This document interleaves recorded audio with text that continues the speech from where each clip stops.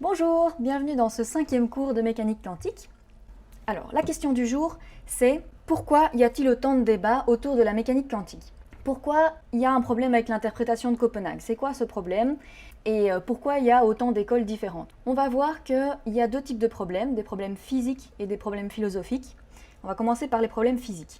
Telle qu'elle est construite, la mécanique quantique donne un rôle déterminant aux observateurs. Donc les observables sont construites en elles-mêmes en supposant l'existence d'un observateur pour les mesurer. La mesure elle-même est un phénomène physique tout à fait particulier, puisqu'elle donne lieu à la réduction de la fonction d'onde, comme on l'appelle, qui est donc le fait qu'une superposition se change instantanément en un seul résultat de mesure. Il y a deux problèmes avec le fait de considérer la mesure de cette façon. Il y a un premier problème qui est ce qui reste de ce qu'on appelait déjà dès le début le problème de la mesure, en l'occurrence, et qui est à moitié résolu. Le problème de la mesure, c'est la question de comprendre le passage entre le monde quantique et le monde classique. Et donc la partie de cette question qui est résolue, c'est comment ça se fait qu'on ne peut pas observer directement avec nos yeux, avec nos appareils de mesure, ces comportements quantiques qu'on devine à travers la théorie. Par exemple, comment ça se fait qu'on ne peut pas mesurer directement un électron à deux endroits en même temps, s'il y a une superposition? Comment ça se fait qu'on ne peut pas voir une table à deux endroits en même temps? Et ça, donc, la réponse, c'est la décohérence. Je vous le rappelle, c'est un phénomène statistique qui fait que ces états de cohérence, dont la supposée superposition fait partie, mais il n'y a pas que ça, ces états de cohérence sont très instables. Et donc, pour l'électron, si effectivement il se trouvait à deux endroits, le fait qu'on vienne mettre un appareil de mesure en plus dans l'histoire perturberait complètement son état et donc il perdrait sa cohérence, qui était déjà pas très stable, et il ne serait plus qu'à un seul endroit en même temps. Alors pour la table, puisqu'elle est beaucoup plus grande, c'est encore pire. C'est-à-dire l'état est encore moins stable, il reste tellement peu de temps que c'est même pas imaginable, alors pour en plus qu'on ait le temps de le voir, il ne faut même pas y penser. Ça arriverait même pas une fois dans l'entièreté de l'âge de l'univers. Maintenant, il reste une deuxième partie au problème de la mesure. C'est justement cette fameuse réduction de la fonction d'onde, cette sélection d'un seul résultat. Et cette question est aussi en deux parties, c'est comment et pourquoi. Alors, le comment d'abord. Dans l'expérience des fentes de Young, on voit bien que avant la mesure, s'il y a une superposition, alors il y a des états qui sont très répandus dans l'espace. Donc il y a une large zone d'espace où les états se trouvent, qui correspond à toute la zone d'interférence. Et c'est une zone aussi large que l'écran, et on peut mettre l'écran aussi loin qu'on veut et le faire aussi grand qu'on veut. Donc cette zone peut vraiment être suffisamment grande pour qu'il ne puisse pas du tout y avoir de communication entre des points éloignés de la zone. Or, au moment où la mesure est faite, donc où il y a un point qui s'imprime sur l'écran, il y a une possibilité qui est réalisée et ça annule instantanément toutes les autres possibilités à distance. Comment est-ce que toutes ces possibilités font, tous ces états qui sont réalisés dans une superposition, font-ils pour se coordonner, pour qu'il n'y en ait qu'un seul qui soit réalisé? Chaque fois, il n'y en a qu'un seul, il n'y en a pas plusieurs où il y en a qui sont plantés, qui sont réalisés alors qu'ils ne devaient pas. Donc, comment ils se coordonnent à distance? Ça, c'est une des questions. Donc, cette question-là, elle rejoint un peu la question de l'intrication, vous l'avez sans doute remarqué, mais ça, c'est dans l'interprétation de Copenhague, parce que c'est dans cette interprétation que, effectivement, les états sont réalisés et que donc ils doivent se coordonner. Dans d'autres interprétations, ce seront deux problèmes séparés. Mais dans tous les cas, peu importe l'interprétation, déjà dans la théorie, dans le modèle mathématique, il y a un problème pour modéliser cet effet. Donc, dans tous les cas, il y a un problème physique. Donc ça, c'était le problème du comment, mais il y a aussi le problème du pourquoi. On en a déjà un petit peu parlé, c'est pourquoi est-ce que c'est ce point-là qui est réalisé et pas un autre? Dans l'interprétation standard, on est obligé de considérer qu'il n'y a pas de raison. Donc on est obligé de considérer qu'il y a des événements qui n'ont pas de cause déterministe, pas de cause nécessaire. Et ça, donc, ça va donner lieu à des considérations philosophiques un peu plus tard dans le cours, mais déjà sur le plan physique, le fait que toute la nature ne puisse pas être décrite par des lois nécessaires, ça c'est assez difficile à avaler pour beaucoup de physiciens. Donc le premier problème, c'est la réduction de la fonction d'onde, comment et pourquoi. Il y a un deuxième problème lié à la mesure, qui est la définition de ce qu'est un observateur. Alors il y a plusieurs façons de présenter ce problème, mais moi j'ai choisi de le présenter en utilisant le paradoxe de Wigner, l'ami de Wigner, Wigner's friend en anglais. Le paradoxe se présente comme ceci. Alors, on a Wigner qui est un physicien et son ami également. On va appeler son ami Franz, comme ça fait les mêmes initiales que friend en anglais, voilà. Et donc, Franz est en train de faire une expérience dans son laboratoire. Il est en train de mesurer le spin d'un électron, par exemple. Donc ça, vous savez comment ça marche. Il y a un dispositif de Stern-Gerlach avec des aimants, l'électron passe dedans, il y a des détecteurs pour voir où il atterrit, etc. J'ai représenté tout ça sous la forme d'un système quantique que j'ai noté S, mais vous savez bien ce qu'il y a dedans, hein, c'est rien de nouveau. Et donc, avant que Franz ne fasse sa mesure, l'état est dans une superposition des deux états possibles, donc une superposition de up et down. Donc le système est la somme du système up et du système down. Ensuite, quand Franz vient regarder, eh bien l'état devient soit up, soit down.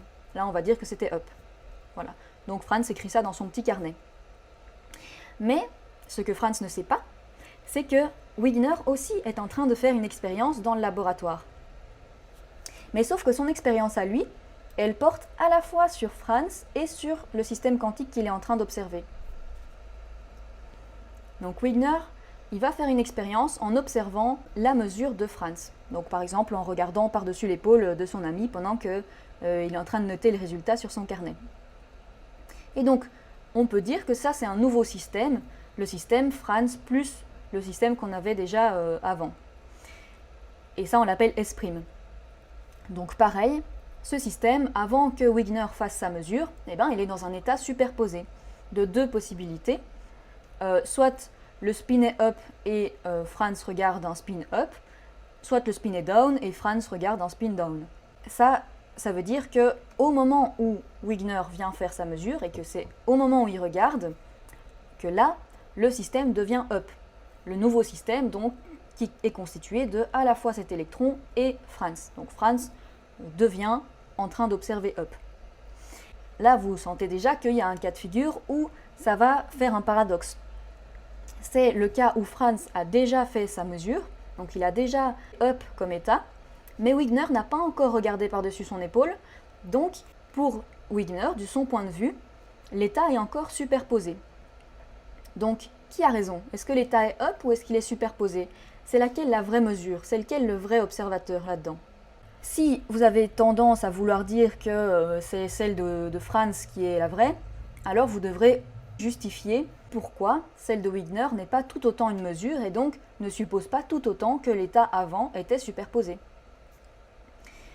Et si vous vous dites, oui mais c'est parce que ce que Wigner mesure, en fait c'est un système macroscopique, il y a Franz dedans, c'est un gros truc, donc il y a la décohérence, tout ça, et ben en fait ça vaut aussi pour Franz. Parce que ce que Franz regarde, ce n'est pas directement l'électron, c'est tout son système de mesure, c'est son appareil de mesure qui regarde. Et cet appareil, il est macroscopique, donc c'est la même situation. La décohérence n'a rien à voir là-dedans. Elle a déjà eu lieu depuis longtemps dans les deux cas. Ce que le physicien qui a inventé ce paradoxe répond à ça, donc Wigner, qui a proposé ce paradoxe dans les années 60, c'est que lui, il dit que ça nous force à considérer que l'intervention d'une conscience dans la mesure est nécessaire. Donc si Franz avait été un appareil de mesure, il aurait été superposé, mais comme il est une conscience, eh ben, il ne peut pas être superposé parce qu'une conscience ne peut pas être superposée, c'est ce qu'il dit. Et donc c'est lui qui fait la vraie mesure parce qu'il est la première conscience à entrer en jeu dans l'histoire, dans l'expérience. Alors vous allez me dire, c'est pas très sérieux de la part d'un physicien de faire intervenir la conscience dans un phénomène physique, hein. Mais il ne faut pas oublier que les physiciens aussi ont tous leurs propres opinions ontologiques, et il se fait que Wigner est de ceux que ça ne dérange pas tellement, que tous les phénomènes physiques se passent en fait dans la conscience. Voilà. Et donc c'est de là que vient son interprétation, et pas l'inverse. Bon, Même ça résout pas tout, parce que quand on dit « oui mais en fait c'est une conscience qui réalise la mesure », il y a plein de nouvelles questions qui émergent. Est-ce que ça marche avec une conscience animale par exemple? Est-ce que si un chien vient regarder ça marche?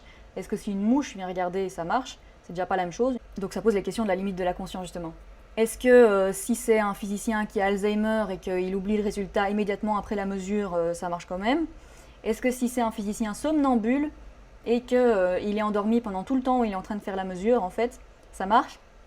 Enfin bon voilà, là c'est un peu pour s'amuser ces cas de figure, mais on voit bien que dans tous les cas, cette prétendue résolution pose plus de problèmes qu'elle n'en résout. Donc, laissons tomber cette idée. Mais voilà, il faut quand même que vous sachiez qu'il y a quelques physiciens isolés comme ça qui ont des interprétations un peu farfelues, un peu étonnantes. Et il y a beaucoup de physiciens aussi qui connaissent vraiment rien en philosophie, donc qui font intervenir la conscience un peu n'importe comment. Il y en a même qui disent que les électrons ont une conscience. Voilà, ça existe aussi. Il y a de tout. Mais ça, c'est pas du tout le consensus, hein. Le consensus, c'est il n'y a pas de réponse à ce paradoxe, parce qu'en fait, il n'y a pas de définition précise de ce que c'est un observateur et de définition précise de ce que c'est une mesure. Donc ça, c'était les problèmes liés à la mesure, qui comprennent les problèmes liés à l'observateur. Maintenant, il y a aussi un deuxième problème physique, qui est celui de l'intrication. On en a déjà un petit peu parlé, donc je ne vais pas non plus m'attarder énormément dessus. Mais donc c'est important de rappeler qu'on ne sait toujours pas quelles conditions il faut choisir parmi les conditions implicites au calcul de Bell. Et alors même pour ceux qui choisissent d'abandonner la localité, donc la majorité, c'est même pas très clair qu'est-ce qu'il faut abandonner exactement.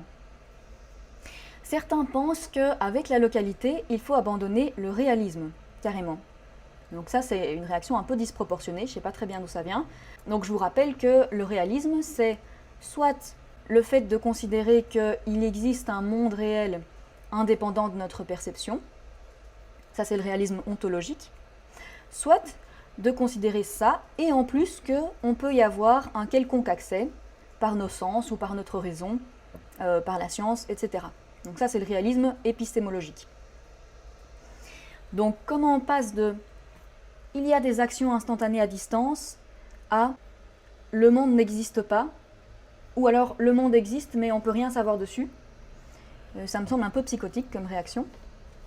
Alors mon hypothèse, c'est que ça vient d'une confusion historique entre la localité et la séparabilité. Donc il faut savoir que avant que Bell se penche sur ce problème, c'était Einstein qui avait remarqué qu'il y aurait un problème dans les situations du type intrication. Ça n'existait pas encore à l'époque ce mot-là. Et donc il avait publié un article coécrit avec Podolsky et Rosen, deux autres physiciens de l'époque. Et c'est ce qui a donné son nom au paradoxe EPR pour Einstein, Podolsky, Rosen. Je ne vais pas rentrer dans les détails de ce paradoxe, mais en tout cas, ce que Einstein en concluait, c'était que la mécanique quantique, donc le fait que la mécanique quantique soit complète, d'une part, et la séparabilité, d'autre part, étaient incompatibles. La séparabilité, c'est le fait de pouvoir décrire un objet indépendamment, individuellement, sans prendre en compte le reste de l'univers dans la description. Donc ça, c'était censé être incompatible avec le fait que la mécanique quantique soit complète. Donc si on peut décrire un objet individuellement, alors d'office, il y a quelque chose qui manque à la mécanique quantique, et inversement. Bon, il y a aussi une troisième option qui est de rejeter les deux. La mécanique quantique n'est pas complète, et en plus, on ne peut pas décrire les objets individuellement. Bon, ça c'est encore pire. Depuis que Bell s'est penché plus profondément sur ce problème, on a remarqué que ce n'était pas tout à fait ça. Déjà, la mécanique quantique n'a rien à voir là-dedans. Qu'elle soit complète ou pas, ça ne change rien. Il y a quand même un problème expérimental. Et alors, la séparabilité, en fait, c'est pas ça, c'est la localité qui est mise en jeu ici.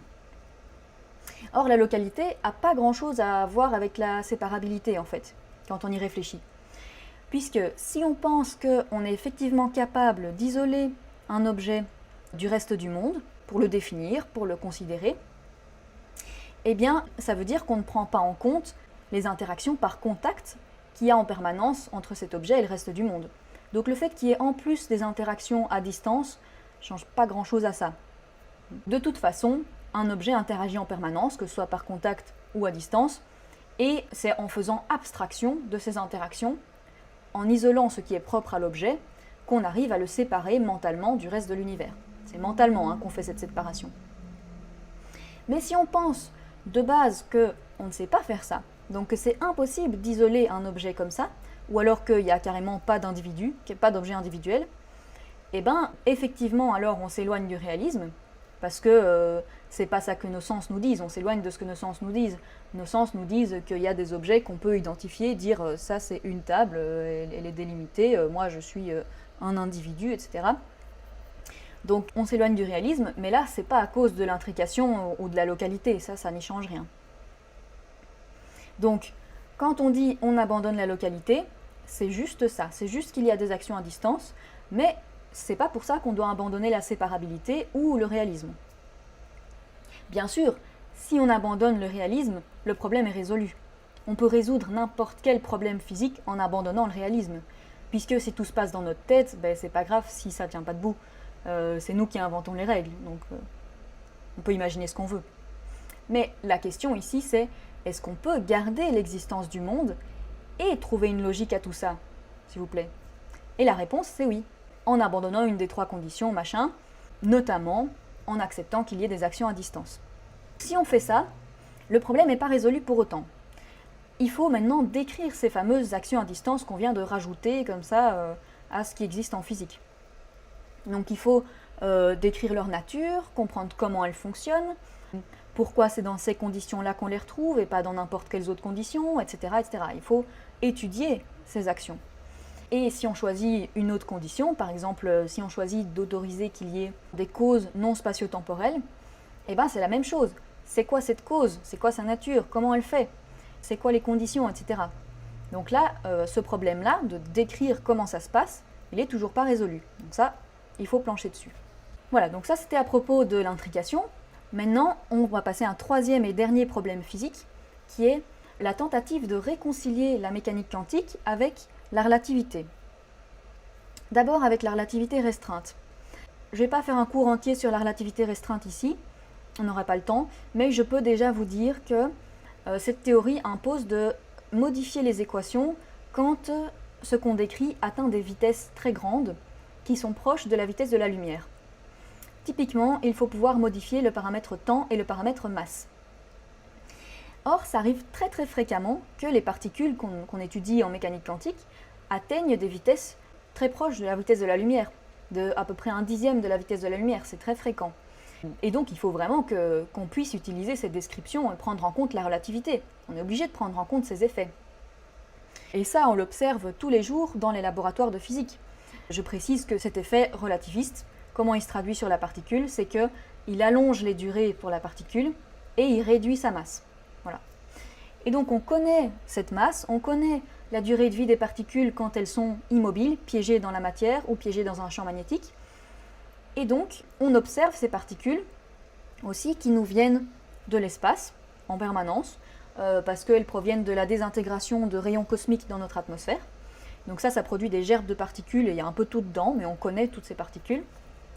Et donc on va pouvoir les détecter sur le sol parce qu'elles auront fait tout le trajet de traverser notre atmosphère pour arriver jusqu'à nous. Ou alors il y en a aussi même qui font tout le trajet inverse à travers la Terre. Donc si on pointe nos détecteurs vers le sol, on en capte qui viennent de l'autre côté de la Terre, qui ont fait tout le diamètre de la Terre. C'est un très long trajet qu'elles ont parcouru. Or, ces particules, elles ont un temps de vie déterminé. Donc, elles se désintègrent au bout d'un certain temps, et ce temps ne devrait pas leur permettre de parcourir une aussi grande distance à la vitesse où elles vont.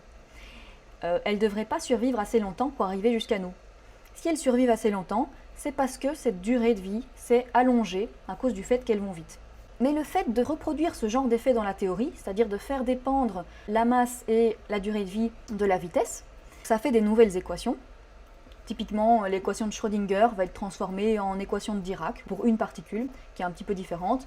Et donc, le fait de faire ça, ça crée des problèmes, ça crée des paradoxes théoriques. On se rend compte que dans la théorie, on se retrouve avec des descriptions aberrantes pour des situations normales de la mécanique quantique. Donc ça marche vraiment pas du tout de faire ces modifications d'équations. On ne peut pas prendre la mécanique quantique et la rendre relativiste. Ça marche pas. Alors, ce qu'on a fait, c'est qu'on s'est dit, on va partir de nouvelles bases. On va partir des champs.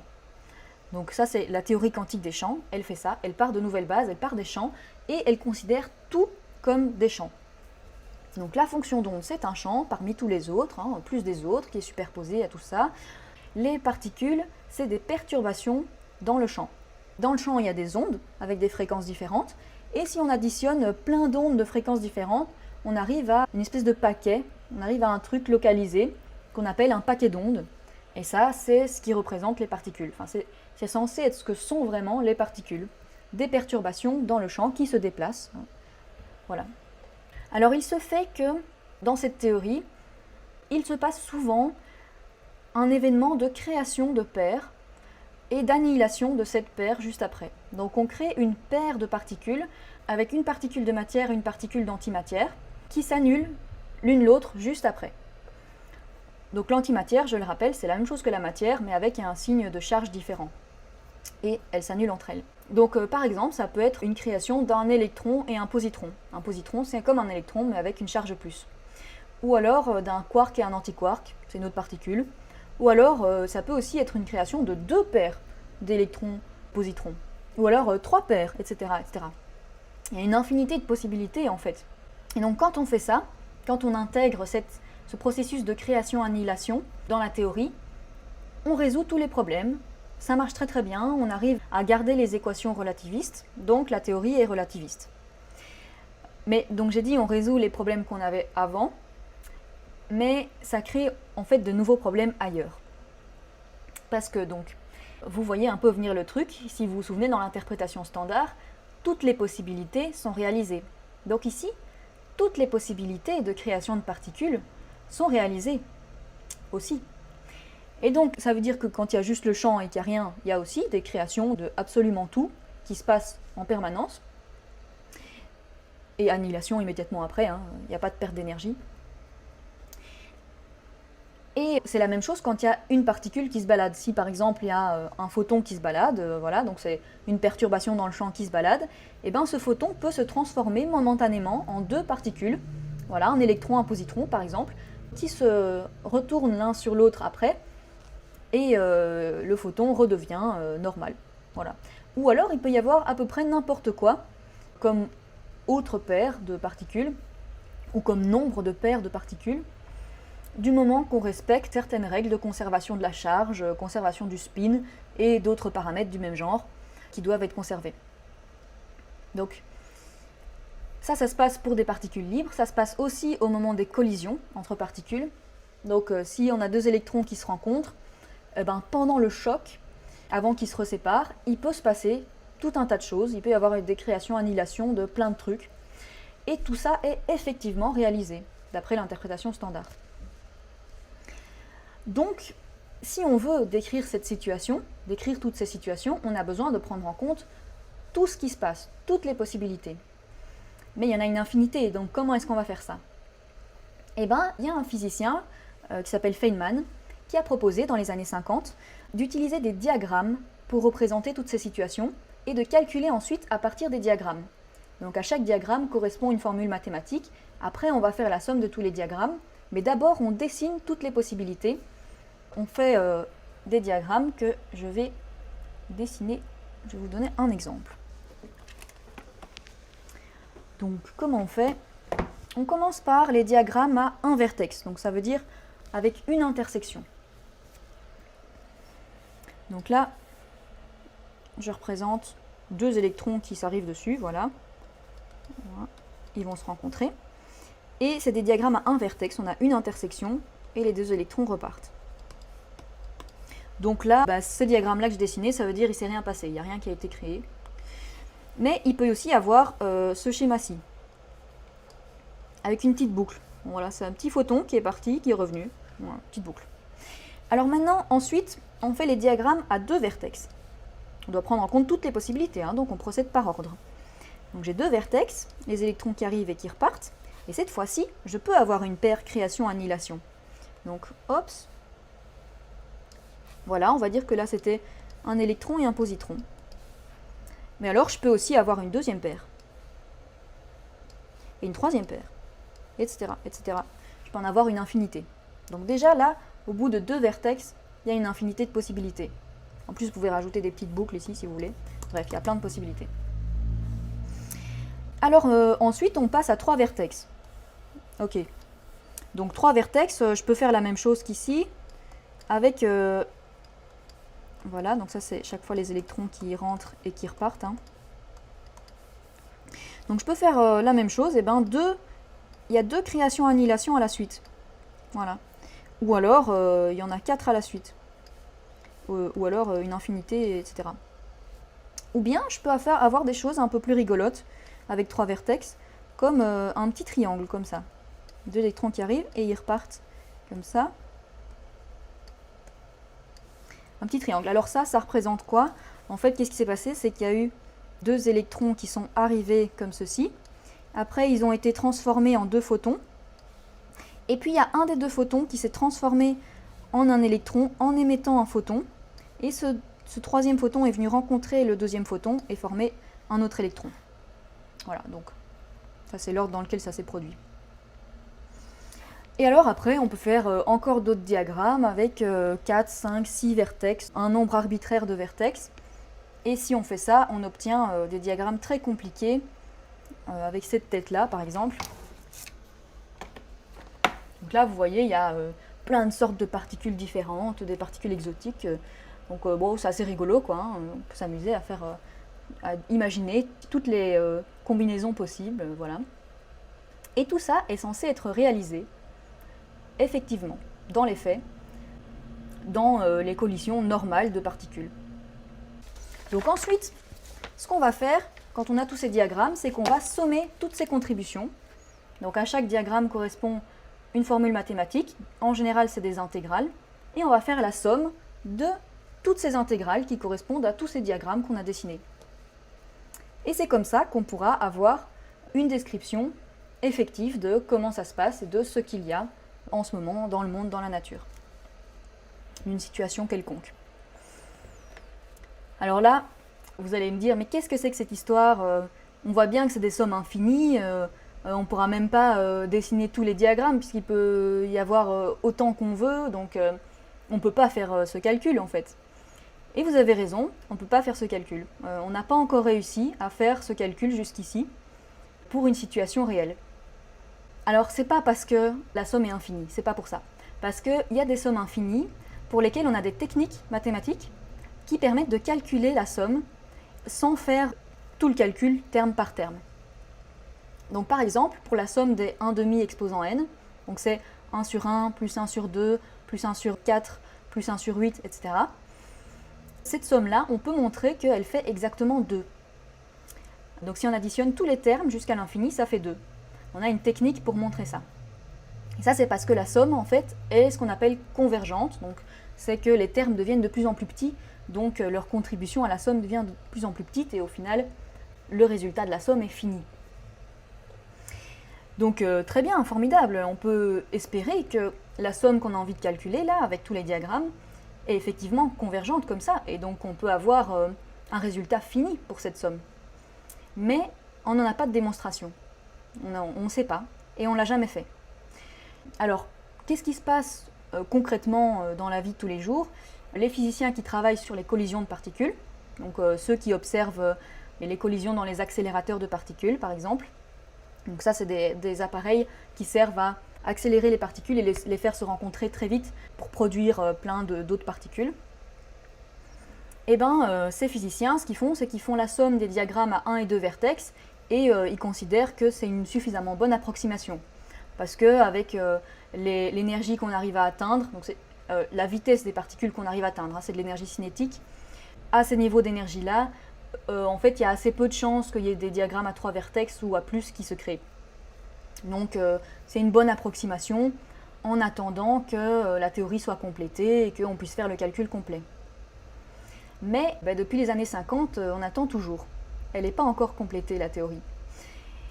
Et récemment, d'ailleurs, on a augmenté la puissance des accélérateurs de particules, donc les physiciens ont dû corriger leurs calculs en prenant en compte les diagrammes à 3 vertex. Et ils n'arrivent toujours pas à prendre tout en compte, quoi. Voilà. Alors ça, c'était les problèmes de la théorie quantique des champs, qui est donc la théorie qui essaye de réconcilier la mécanique quantique et la relativité restreinte. donc restreinte, qui concerne les effets de la vitesse sur la masse et la durée. Maintenant, si on fait rentrer la gravitation en plus dans l'équation, donc c'est-à-dire si on fait rentrer la relativité générale, alors ça pose encore plus de problèmes.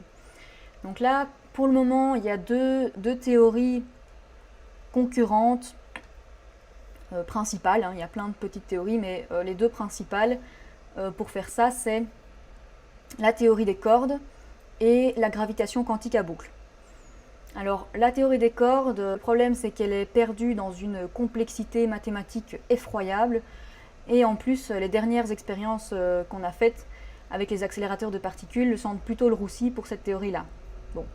Et sinon, la gravitation quantique à boucle, elle est incomplète aussi, et en plus, elle demande d'accepter des choses conceptuellement très très profondes, très difficiles, comme le fait que l'espace soit granulaire, donc qu'il y ait des grains d'espace, l'espace soit discret. Donc bon, on peut se demander s'il y a des grains d'espace, qu'est-ce qu'il y a entre, si c'est pas de l'espace. Bon, c'est un peu compliqué quoi. Mais ça au moins, c'est des champs de recherche actifs actuellement, contrairement à la théorie quantique des champs. Voilà, donc tout ça c'était les problèmes physiques qu'il y a autour de la mécanique quantique.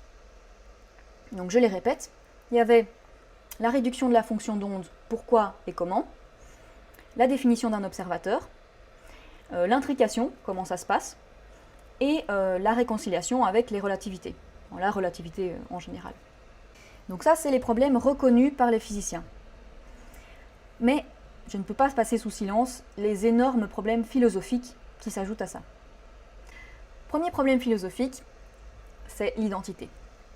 Alors la question de l'identité des objets quantiques entre eux a été fréquemment débattue par la communauté de philosophie de la mécanique quantique, hein, c'est une petite communauté, d'accord. Mais l'identité est rarement définie proprement, donc c'est ce que je vais commencer par faire.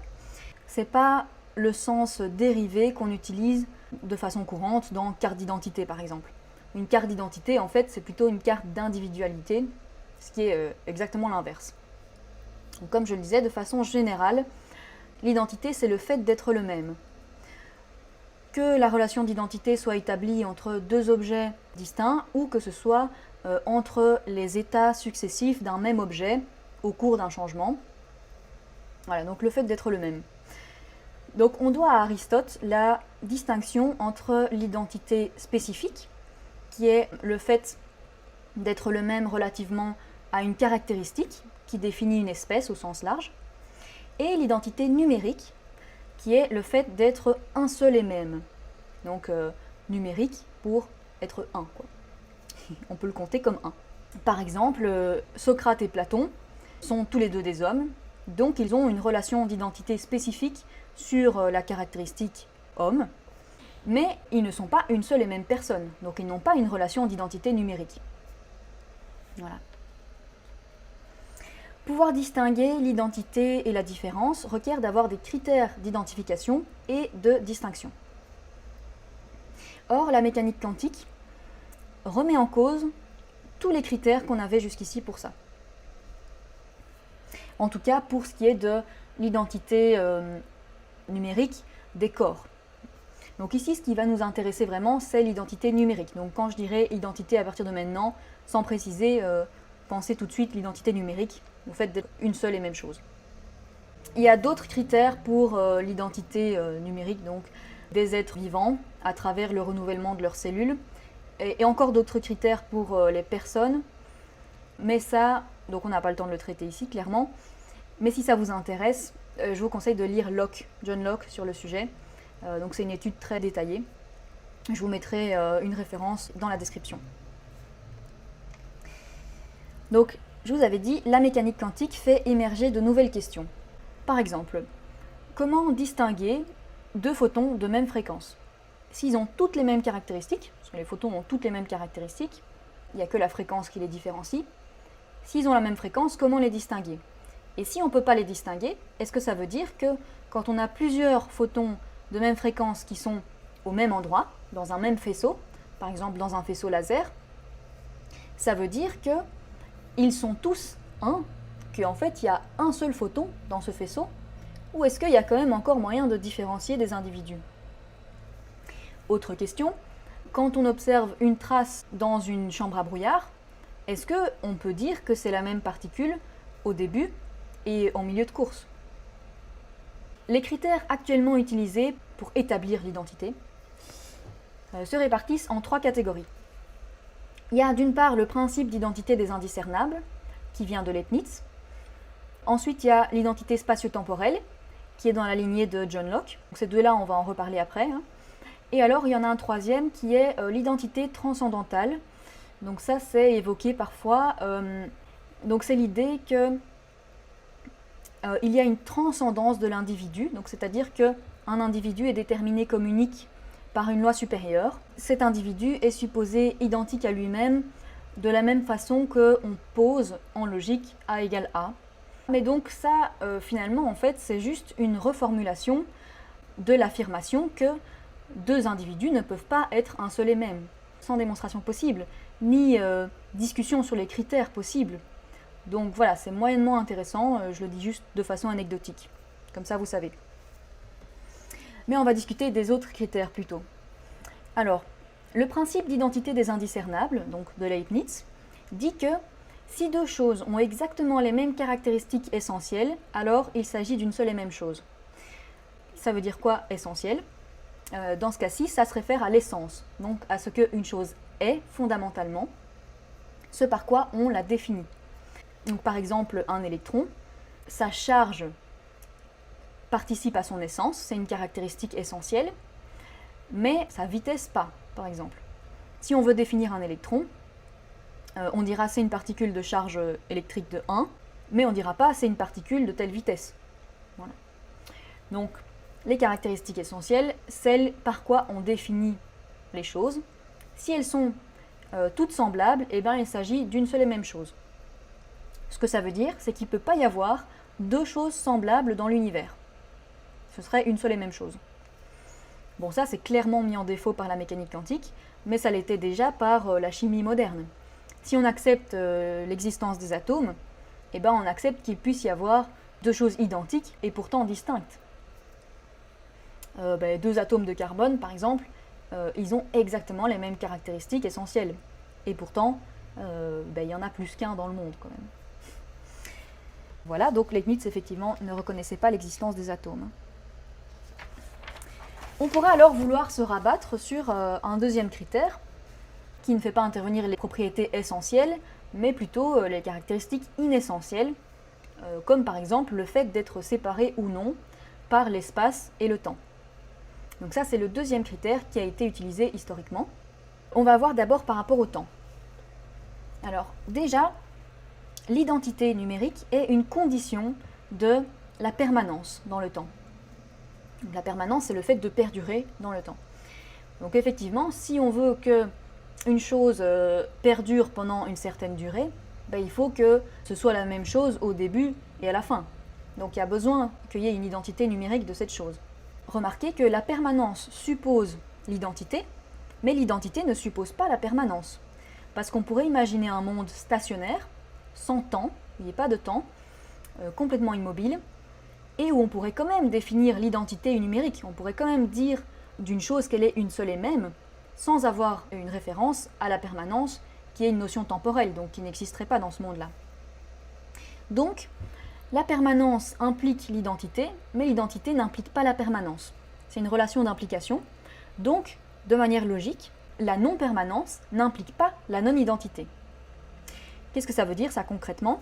Ça veut dire que s'il y a une interruption dans l'existence d'une chose, si elle existe et puis elle s'arrête d'exister et puis elle recommence à exister un peu plus tard, eh bien, on ne pourra pas dire que ce sont deux choses différentes. On ne pourra pas non plus dire que c'est une seule et même chose. Et ça arrive souvent en mécanique quantique. Par exemple, quand un photon est absorbé par un électron dans un atome, et puis qu'il est réémis un petit peu plus tard.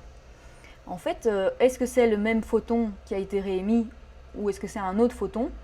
On ne peut ni le garantir, ni garantir l'inverse. Donc ce critère-là, il tombe bien à l'eau. On ne peut pas utiliser la séparation dans le temps comme critère de distinction. Pour ce qui est de l'espace maintenant, Alors, un premier critère qu'on utilisait avant pour l'identité numérique, c'était la continuité spatiale. Donc, une chose est la même si elle est unifiée spatialement. Si on la coupe en deux, ça fait deux choses. Ça semble un peu évident comme ça, mais je vous ai dit dans les cours précédents que certains physiciens mettaient ça en cause pour expliquer l'intrication. Donc en disant qu'il s'agissait d'une seule et même chose qui existait à des endroits différents de l'espace, des endroits séparés. Mais bon, tous les physiciens ne sont pas d'accord là-dessus, donc ça c'est pas très clair si le critère est réfuté ou pas. Par contre, dans l'interprétation de Copenhague, il y a autre chose, c'est qu'une chose peut avoir non pas ses parties en des endroits différents, mais ses états en des endroits différents. Puisque, on l'a vu avec la superposition, ces états sont réalisés. Or, il doit y avoir une relation d'identité numérique entre ces états, parce que c'est ensemble qu'ils constituent la chose. Donc il doit y avoir effectivement des états séparés qui sont un. Ça c'était pour la réfutation du critère « une chose ne peut pas être à deux endroits ». Mais il y a aussi une réfutation du critère « deux choses ne peuvent pas être à un même endroit ». Locke disait justement que si deux choses se retrouvaient au même endroit au même moment, elles ne pourraient pas être distinguées de la nouvelle chose formée par leur union, donc en fait ce serait une seule et même chose. Donc il formule le critère précisément comme l'identité consiste en le fait d'avoir eu un même commencement d'existence spatio-temporelle. Alors je passerai sur les détails du débat qu'il y a eu entre Leibniz et Locke, qui est pourtant fascinant. Je vais retenir un seul argument de Leibniz, c'est quand il dit ce critère de distinction spatiale de Locke est basé sur l'hypothèse que la superposition n'est pas possible dans la matière, dans la nature. Donc que la matière ne peut pas s'interpénétrer dans la nature. Mais ça, c'est une hypothèse contingente, parce qu'on pourrait imaginer un monde, dit Leibniz, où les corps matériels pourraient s'interpénétrer de la même façon que les ombres et les rayons de lumière. Et effectivement, c'est exactement là qu'on en est avec la mécanique quantique. Par exemple, deux électrons, donc deux éléments de matière, deux corps matériels, peuvent se situer à un même niveau autour de l'atome sans avoir de position précise. Donc, en étant répandus sur l'entièreté du niveau autour de l'atome.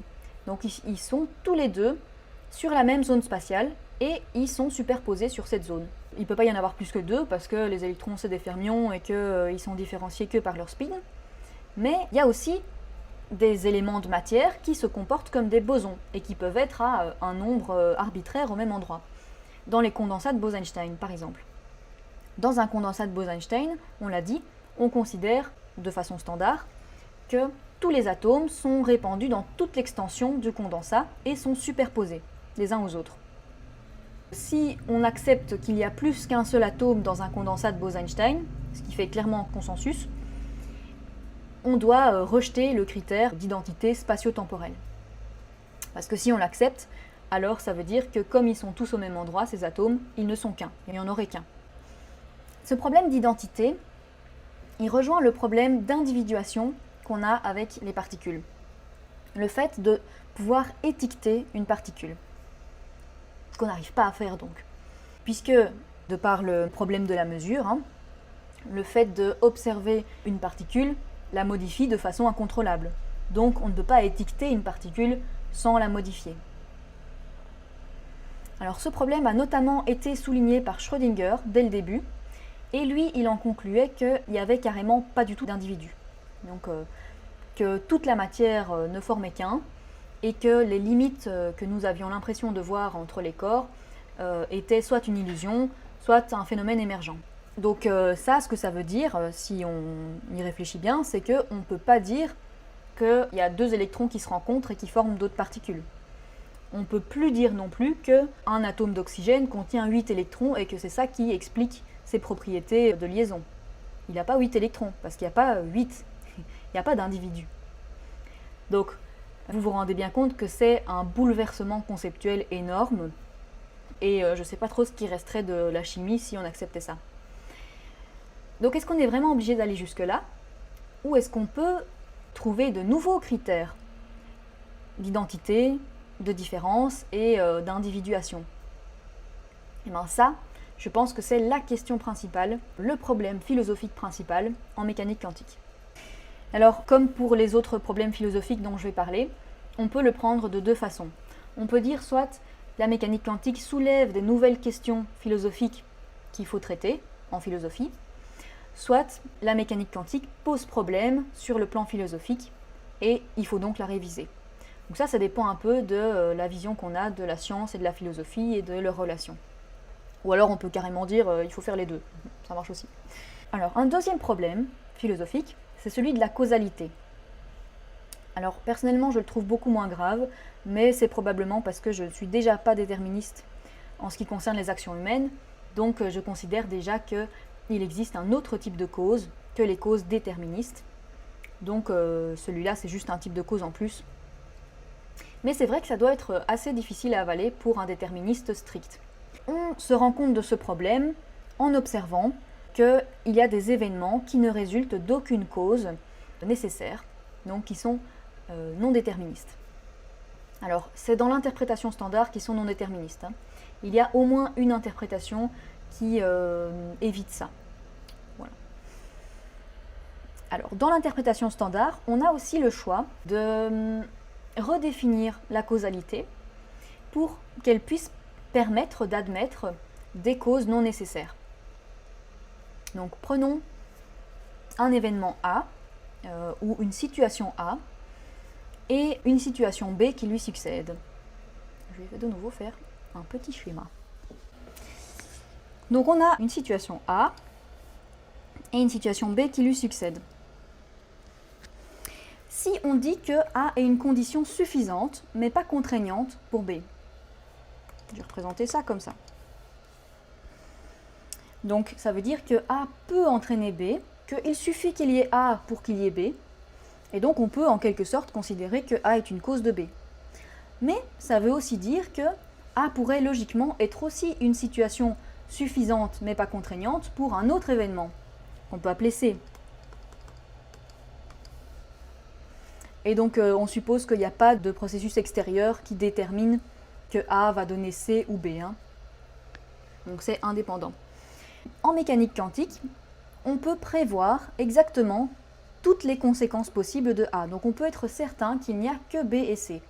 Et on peut aussi prédire combien de fois B va se produire et combien de fois C va se produire sur un grand nombre de cas. Donc ça c'est la probabilité de B et C. Par contre, dans ce cas-ci, on perd complètement la fonction explicative de la cause.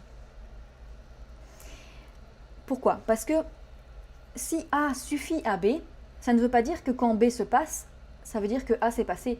Il se pourrait très bien que quand B se passe, ce soit à cause d'autre chose que A. Voilà. Et donc, on n'a pas la fonction explicative.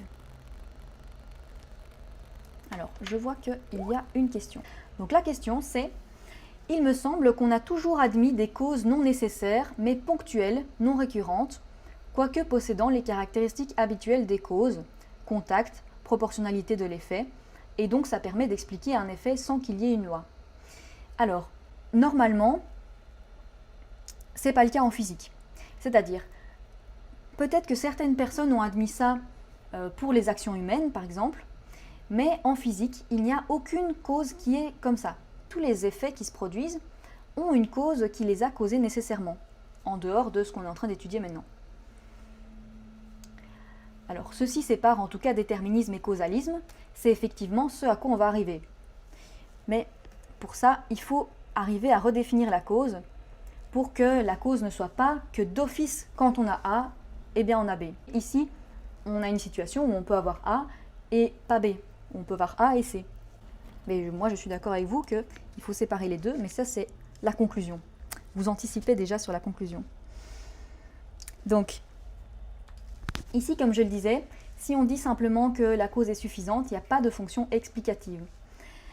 Donc, si on veut conserver tout l'intérêt d'une cause, qui est en fait d'expliquer son effet, on doit ajouter une définition plus restrictive pour la cause.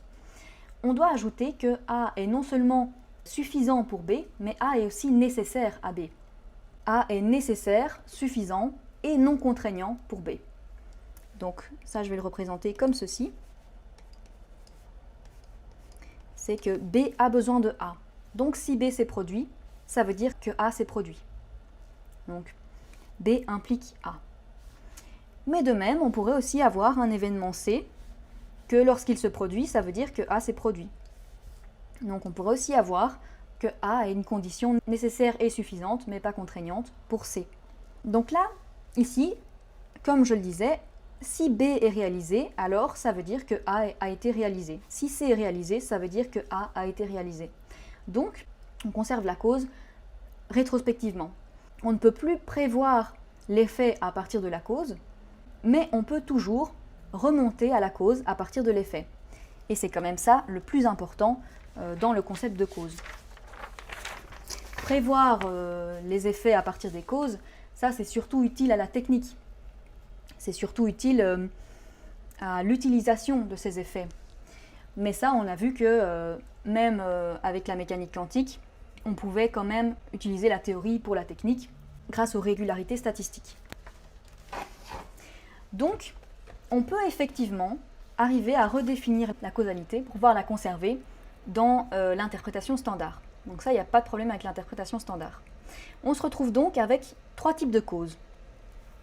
Donc on a les causes nécessaires, qui régissent les mouvements des corps inertes classiques, donc non quantiques. On a des causes probabilistes, qui régissent les mouvements des corps quantiques.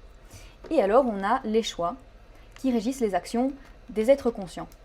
Alors un déterministe dira que ce 3e type de cause est un mélange des 2 premiers. Mais si on soutient l'existence d'une liberté, on verra une différence entre les causes probabilistes et les choix. C'est que dans le cas des causes probabilistes, toutes les possibilités, toutes les conséquences possibles peuvent être prévues à partir de la cause. Alors que dans le cas des choix, il peut y avoir une création d'une nouvelle possibilité en réaction à un événement. C'est une réelle création qui n'était pas prévisible. Donc il est impossible de prévoir la réaction d'une personne à une situation complexe. Pour ceux qui sont plus visuels, on peut représenter ça comme ceci. Donc les causes nécessaires, on va les représenter comme des chaînes causales. Tout s'enchaîne de façon déterministe. Les causes probabilistes seront des arbres de possibilités, où un chemin ou l'autre peut être emprunté. Et alors les choix, déjà on ne pourra les dessiner qu'après coup, ces arbres, et en plus ce sera des arbres avec des discontinuités, des trous, qui correspondent aux choix créatifs. Il n'y a pas que ça évidemment, il y a des moments où on ne choisit pas vraiment. Cette nouvelle définition de la causalité, comme étant donc A est cause de B si A est une condition nécessaire et suffisante, mais pas contraignante, à B, cette nouvelle définition, on peut la garder peu importe ce qu'on choisit comme condition à abandonner dans le problème de Bell. Donc effectivement, si on choisit qu'il y ait des causes non spatio-temporelles, il y aura peut-être un 4e type de cause, ou peut-être pas. Il se pourrait très bien que ça rentre dans une de ces 3 catégories aussi. Et par contre, si on choisit qu'il y ait des actions instantanées à distance, donc d'abandonner la localité, là c'est de nouveau des causes probabilistes, comme dans tout le reste de la mécanique quantique. Il n'y a rien de nouveau. Un 3e et dernier problème philosophique, c'est que la nature des objets n'est pas claire. On nous demande d'accepter qu'il y ait des objets qui supportent la contradiction. Et ça, c'est absolument pas clair ce que ça veut dire. Pour des objets mathématiques, passe encore. Il y a des branches de la logique qui travaillent actuellement sur une 3e possibilité de valeur de vérité pour les propositions, donc qui est soit ni vrai ni faux, soit à la fois vrai et faux. Donc ça s'appelle respectivement les logiques intuitionnistes et paraconsistantes. Donc c'est très intéressant, mais c'est vraiment embryonnaire. On n'est pas prêt de refaire l'entièreté des maths de cette façon-là. Et alors en plus, ça c'est que pour les maths. Mais si on parle des objets physiques, c'est une histoire complètement différente. Comment comprendre qu'un corps soit à la fois un continu et un corps ponctuel ? Comment comprendre qu'un atome soit à la fois désintégré et pas désintégré ? Ça veut dire à la fois en un morceau et en plusieurs morceaux. Et du coup, cet événement de désintégration, comment comprendre qu'un événement, ce soit à la fois produit et pas produit? Est-ce que ça a seulement un sens de dire qu'un événement, c'est à la fois produit et pas produit? Bon, là, on a aussi la même question à propos du théorème d'indétermination. Donc si on connaît la vitesse d'une particule, ça veut dire qu'elle se trouve à la fois ici et ailleurs. Et ce n'est pas au sens où un continu peut se trouver à la fois à plusieurs endroits sur une grande étendue, puisqu'elle est censée être à la fois un continu et un corps ponctuel. Donc c'est vraiment qu'on nous demande d'accepter que cette particule supporte la contradiction dans sa position. Alors cette phrase-là, je peux la dire, mais je ne peux pas la comprendre. C'est absolument pas clair. Et ce problème-là, pour le coup, il est adressé par quasiment toutes les interprétations alternatives. Voilà. Je vais vous laisser là, dans cet état-là, pour ce cours, qui est l'état dans lequel sont les étudiants qui sortent leurs études de physique, c'est-à-dire conscients qu'il y a des problèmes, mais sans aucune piste pour les résoudre. Et donc la plupart s'habituent à vivre avec. Vous n'imaginez pas tout ce qu'on peut encore faire comme calcul et comme petites avancées sans résoudre les problèmes fondamentaux. Il y a largement de quoi remplir une vie de physicien théorique entière. Et alors, il y en a certains aussi qui font des recherches par eux-mêmes dans le domaine donc, de l'interprétation de la mécanique quantique et qui découvrent alors un monde d'interprétations qui sont toutes spéculatives, qui ont toutes des qualités et des défauts. Et le plus difficile est alors de choisir parmi elles dans laquelle on va se ranger et laquelle on va défendre bec et ongle contre les attaques incessantes que les écoles se font entre elles. Alors ça me rappelle un peu les écoles philosophiques. On va en faire un tour d'horizon dans le prochain cours, mais je vais faire une petite entorse au programme qui avait été annoncé sur le site, parce que j'ai mis plus de temps que prévu à préparer les derniers cours. Donc le prochain cours ne sera pas le 4 juin, mais il sera le 18 juin. Voilà. Donc, comme ça, vous savez. Maintenant, on peut passer aux questions générales. Alors, j'ai une question dans le chat. Donc, les choix ne doivent-ils pas être considérés comme déterminés, au sens où ils ne peuvent pas contredire les lois de la physique? Alors, justement, donc ça, c'est un point de vue déterministe. C'est lié à une conception de la conscience. Si on pense que la conscience est purement fonctionnaliste, donc que les pensées sont produites par des phénomènes physiques, biologiques, etc., donc des phénomènes matériels en tout cas, de neurones qui se connectent, etc. Dans ce cas-là, alors il y aurait un déterminisme des pensées, un déterminisme physique. Alors les déterministes, généralement, c'est pas ça qu'ils avancent pour soutenir le déterminisme, c'est plutôt que une personne est influencée, en fait est déterminée par sa condition sociale, par tout ce qui s'est passé dans sa vie auparavant, etc. Et donc elle a l'illusion de faire des choix, mais en fait ces choix sont conditionnés complètement. Donc ça c'est pas ce dont vous parlez. Ce dont vous parlez, c'est un déterminisme physique. Donc je suppose que c'est effectivement les lois de la matière qui détermineraient les actions. Donc ça c'est effectivement une possibilité, mais c'est quand même très réductionniste. Et en fait, on perd toute la richesse et la complexité de la conscience si on considère ça comme ça. Moi, je pense que c'est une vision trop réductrice de la conscience. Donc, dans l'hypothèse inverse, où il peut y avoir des choix non déterminés, eh ben ça ne contredit pas les lois physiques, mais ça crée des mouvements qui ne sont pas explicables par la physique. Par exemple, je décide de lever mon bras, ça c'est un mouvement qui n'est pas explicable par les lois physiques, même si ça ne contredit pas les lois physiques. Il n'y a pas de contradiction de la conservation de la charge et des machins comme ça quand je lève mon bras. C'est clair, il n'y a pas de contradiction des lois physiques de toute façon, sinon ça veut dire qu'on doit refaire les lois physiques. Donc, j'espère que j'ai répondu à la question. Y a-t-il des physiciens qui expliquent certaines choses par l'existence de Dieu? Tout à fait, et d'ailleurs, dans ceux dont j'ai parlé dans ce cours aussi. Leibniz, par exemple, en fait, le fondement de son principe d'identité des indiscernables, c'est Dieu. C'est-à-dire, il dit, il ne peut pas y avoir deux choses qui soient parfaitement identiques et qui ne soient pas une seule et même chose, qui soient distinctes, parce que sinon, il n'y aurait pas de raison que Dieu les ait créées dans un certain ordre et pas dans l'autre ordre, puisqu'elles sont absolument identiques. Et donc ça n'a pas de sens d'imaginer que Dieu fasse des actes comme ça qui n'ont pas de raison. Parce que Dieu doit toujours avoir une raison pour les actes qu'il fait. Voilà. Bon, je pense qu'il y a aussi d'autres parties de ces arguments qui font des références à Dieu. Mais c'était très courant, en tout cas à l'époque. Alors aujourd'hui, je pense que c'est un peu moins courant. J'essaie de réfléchir. Je pense que les physiciens, c'est pas spécialement qu'ils sont athées, hein. Il n'y a pas que des athées dans les physiciens.